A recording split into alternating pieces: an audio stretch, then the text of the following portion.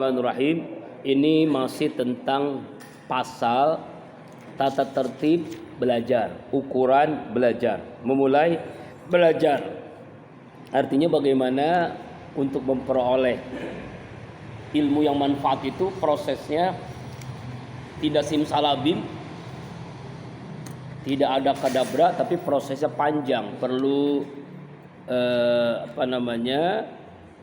mengulang, perlu terus menelaah dan juga kesungguhan. Pada intinya bab ini menjelaskan bagaimana memperoleh ilmu itu memang perlu waktu yang long life di education ya, perlu waktu yang lama. Mungkin orang itu sudah mendapatkan gelar S1, S2, S3, tapi belum tentu dia bisa meraih ilmu yang bermanfaat. Makanya proses ilmu yang bermanfaat ini prosesnya sampai minal mahdi ilal lahdi ya. Bagaimana urutan-urutannya dijelaskan oleh pengarang kitab ini secara jernih ya, menyikapinya. Mari kita lihat. Ini bentuknya syair ya, bentuknya puisi gitu. Ansada Syekh Imam Ajalul Qiyamuddin Hamad bin Ibrahim bin Ismail As-Saffar rahimahullah taala. Imlaan, sebuah imla. Jadi mengimla, mendikte kalimat-kalimat ini dengan otomatis dengan bahasa Arab ya, tapi bahasa syair. Uqrumil ilma hidmatal mustafid. Layanilah ilmu untuk mencari kemanfaatan ilmu, faedah ilmu. Jadi kalau kita ingin mendapatkan ilmu yang bermanfaat, kita harus melayani ilmu. Ya, melayani ilmu. Apa yang dimaksud dengan melayani ilmu? Artinya belajar dengan mendalami ilmu secara rutin, sungguh-sungguh ya, dan ya apa yang dimaunya ilmu itu kita ikuti begitu. Ini bahasanya melayani ilmu. Misalnya kita menjadi pembantu sebuah perusahaan, pekerja di sebuah perusahaan, ya kita kan harus mengikuti itu. Nah ilmu juga begitu. Bagaimana kita ingin meraih ilmu tertentu kalau kita tidak melayani ilmu. Jadi kemanfaatan ilmu itu akan diperoleh kalau kita melayani ilmu yang kita pelajari itu. Ini bahasanya melayani ya. Berarti kita menjadi pelayan ilmu. Wa'addim darsau bi fi'li hamid, dan biasakanlah ya mempelajari ilmu itu diiringi dengan bi fi'lin hamid, dengan perbuatan terpuji. Apa perbuatan terpuji? Ilmu itu adalah menghafal, membaca berulang-ulang, mengulanginya. Nah itu namanya kemanfaatan ilmu itu akan diperoleh ya. Wa ijama hafiztu syai'an a'idhu. Jika engkau sudah hafal satu ilmu, ulangi lagi. Summa akidu, kemudian kuatkanlah, goya tak takkid, sehingga ilmu itu tidak akan lupa dari apa yang kita pelajari. Ya. Jadi untuk memperoleh satu ilmu, metodologi cara belajar ulama-ulama dahulu adalah membaca, menghafal, mengulangi lagi. Summa aliku, kemudian setelah itu baru ditulis, dicatat. Kaita'uda ilaihi, untuk mendapatkan ilmu itu, mengulangi lagi, menghafal lagi, mencatat lagi. Wa ila darsi, dan untuk mendarasnya, mempelajarinya, mengulang-ulangnya lagi. Masya Allah. Goyat takkid, apa namanya? Takkid selama-lamanya. Darsi, mempelajarinya selama-lamanya.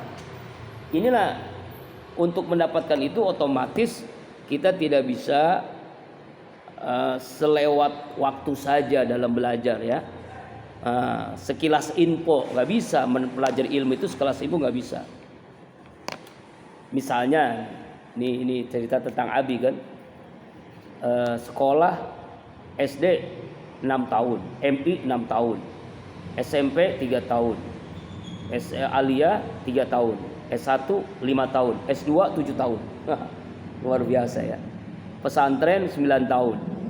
Ya, keliling-keliling mengikuti ulama 5 tahun. Nah, itu kan prosesnya panjang itu kan. Jadi enggak ujuk-ujuk seorang itu menjadi seorang ustadz, seorang kiai ajengan ya.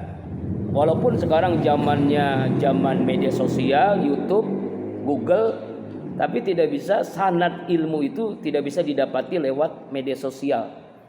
Hanya mungkin sekilas info saja. Ya harus melalui apa?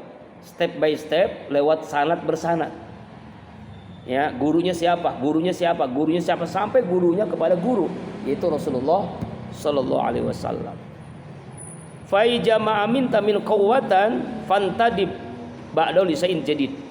Jika engkau aman dari ilmu itu, artinya tidak akan luput, tidak akan lupa, maka segeralah setelah mendapatkan ilmu itu untuk meraih ilmu yang lain.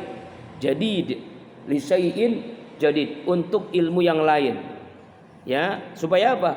Supaya kita tidak jenuh, bosan dalam mempelajari ilmu. Contoh, kita mempelajari ilmu sorob, jangan sorob saja. Kalau udah kuasain ilmu nahu, kalau udah kuasain ilmu fikih, kalau udah dikuasain ilmu usul fikih, kalau udah dikuasain ilmu akidah, ilmu tauhid, udah dikuasain ilmu tajwid, ilmu apa lagi? Macam-macam ilmu itu mesti harus selesai. Lalu kita ilmu yang baru. Kalau sudah merasa aman dari ilmu itu, artinya sudah merasa aman, itu sudah menguasai, maka kita baru beralih ke ilmu yang berikutnya. Zakirinas bi ulumin litahya, nasihatilah manusia ya dengan ilmu, maka dia akan hidup. Menasihati itu dengan ilmu. Jadi menasihati itu bukan dengan gurauan, dengan ucapan, tapi dengan ilmu.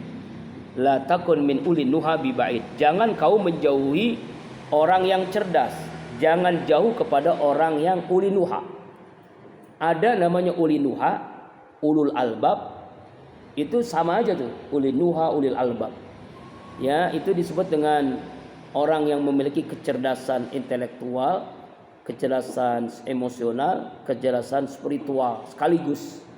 Itu namanya ulin nuha. Ulin nuha. Abi punya sahabat dan juga guru Abi itu Kiai Haji Madbudi, punya pesantren namanya pesantren Uli Nuha. Ingat beliau, jadi ingat pesantren beliau. Itu Uli Nuha. Insyaallah nanti zikir bulan keberapa beliau ya, insyaallah tausiah. Uli Nuha. In katabtal ulumi unsi ta hatta. Nah, tapi karena kemarin jamaahnya itu zikir lebih banyak kaum ibu-ibu, kaum mama. Makanya untuk menarik lagi, insya Allah besok ini ceramahnya lebih dekat kepada mama. Ya. Kalau yang kemarin-kemarin 2 kali pertemuan, ini lebih banyak dokter semua kan? Ya, keilmuan, cendekiawan. Kalau besok ini yang disenangi mama, insya Allah seperti Ustaz Saripudin.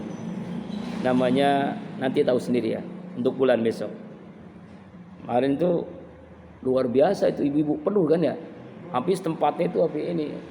Tapi justru infaknya paling sedikit. Emak-emak aja begitu, emak itu banyaknya doang, infaknya 2.000, 5.000. Terkumpul cuma 1 juta, udah tahu kan? 1.150.000. Pengeluarannya 2 juta lebih. Subhanallah. Pemasukannya 1.150.000, pengeluarannya. Kalau orang bisnis namanya rugi itu, orang bisnis. Tapi kalau orang dakwah enggak. Justru senang, enggak apa-apa. Yang penting istiqomah, berjalan terus. Ya. Allah Akbar. Nah, kembali lagi, jadi ya kalau kita ingin ilmu ini terus berkembang di diri kita, menjadilah khairukum man ta'allama ilma wa 'allamahu. Orang yang terbaik itu orang yang belajar dan mengajarkan.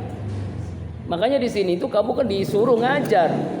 Kenapa disuruh ngajar? Itu bagian dari belajar. Jadi jangan merasa kamu disuruh ngajar, bukan, justru belajar mengajar. Dengan belajar mengajar itu akhirnya ilmu itu bertambah. Dengan sendirinya itu udah bagian daripada sunatullah. Orang ingin mendapatkan ilmu, ngajarin ilmu. Ya kan? Coba dah seorang guru, dosen, ustadz, kiai, ajengan, profesor, kenapa dia bisa ilmu berkembang? Karena dia ngajar. Kalau dia nggak ngajar, nggak bisa berkembang ilmunya, nggak mungkin. Justru dia bisa bertambah ilmu karena dia ngajar. Kamu juga merasakan kan? Coba kamu ngajar misalnya bagian fikih saja. Mulai dari hal yang sederhana, cara sholat, cara wudhu, cara tayamum, ya kan? Hal-hal yang sederhana atau fikih ya, atau tajwid dari makhraj huruf, dari cara-cara mengucapkan kalimat-kalimat. Kamu ngajar sebenarnya sedang belajar itu. Dengan sendiri Allah berikan ilmu. Oh ternyata, coba aja kerasa dah. Kerasanya nanti ketika hidup di masyarakat lebih merasa lagi. Itulah pentingnya khairukum man ta'allamal Qur'an wa 'allam. Orang yang terbaik adalah orang yang belajar dan mengajarkan. Maka ilmu itu jadi hidup. In katabtal ulumi unsita hatta la tara ghairu jahilin wa balidin. Orang yang menyembunyikan ilmu, dia ini udah belajar nih, tapi dia sembunyikan, enggak mau ngajar. Dia belajar bertahun-tahun tapi tidak mau mengajarkan. Unsita, maka dia akan lupa, tidak akan kelihatan, bahkan dia menjadi jahilin wa balidin, orang yang bodoh dan orang yang lamban. Orang yang hanya belajar tidak mengajar, dia akan menjadi orang bodoh dan menjadi orang yang lamban. Itulah ilmu yang tidak bermanfaat. Kamu nanti pulang ke kampung tidak mengajarkan ilmu yang dipelajari, maka jadi orang yang bodoh, menjadi orang yang lambat, menjadi orang yang manfaat ilmu nggak ada. Padahal kan apa? Khairun nas anfa'un nas, orang yang terbaik adalah orang yang bermanfaat. Summa uljimta fil qiyamin naran. Bahkan bukan hanya itu, orang yang punya ilmu lalu disembunyikan ilmunya, maka dia nanti dikendalikan di hari kiamat dengan api neraka, wa talhabta bil ajabis syadid, dan dia akan disiksa dengan siksaan yang sangat pedih. Nauzubillahi min dzalik. Man katama ilman, siapa orang menunjukkan ilmu, maka dia akan disiksa dengan ilmu itu. Hati-hati itu. Makanya kalau kita belajar, niat nanti ngajar. Walaupun kamu bisa komisaris di bank, misalnya bank BCA Syariah, ya bank muamalah, bank Mandiri atau apalah pokoknya, menjadi direksi di bank, tapi malamnya tuh ngajar anak-anak, ya kan? Falabu dari tolimi, mesti bagi pelajar, bagi masih santri, 3 yang diminta. Pertama muzakarah, yang kedua munazarah, yang keempat mutorohah. Apa itu munazarah? Berdialog, sering berdialog. Ya. Kemudian munazarah, berdiskusi. Kemudian apa lagi? Mutawarah, bertukar pikiran. Nah, inilah pentingnya diskusi dalam belajar, bertukar pikiran. Fayam bagi ayyakuna bin sab ta'nin wa ta'ammul wa taharruja anis saghabi fa inal muzakara wa musyawaratun wal musyawaratu inna taqullas shawab. Maka mesti kita dengan kita musyawarah, berdialog, diskusi, tukar pikiran, kita tuh hati jadi tenang, ikhlas, berpikiran jernih, tidak mudah emosi, tidak mudah marah, dan bisa solusi terbaik dari setiap masalah yang kita inginkan. Ya, istilah sawab, ada jalan keluar kebenaran. Itulah pentingnya dalam belajar itu harus ada muzakarah, munazarah, mutawarah, dialog, diskusi, tukar pikiran, ya kan? Tapi sebaliknya kalau tidak melakukan itu, la yasuzalik, tidak akan mendapatkan ilmu dengan cara ghadab wa saghab, dengan cara emosional, dengan cara pikiran yang butek gitu ya, menyibukkan dengan dunia. Karena itulah kita mesti melakukan perubahan untuk meraih ilmu yang manfaat itu dengan cara dialog, diskusi, dan tukar pikiran. Mudah-mudahan apa yang kita bahas hari ini menjadi tambahan ilmu. Ya, ini bagian daripada cara meraih ilmu yang bermanfaat dunia dan akhirat. Insyaallah kita lanjutkan pada malam Rabu akan datang. Wallahu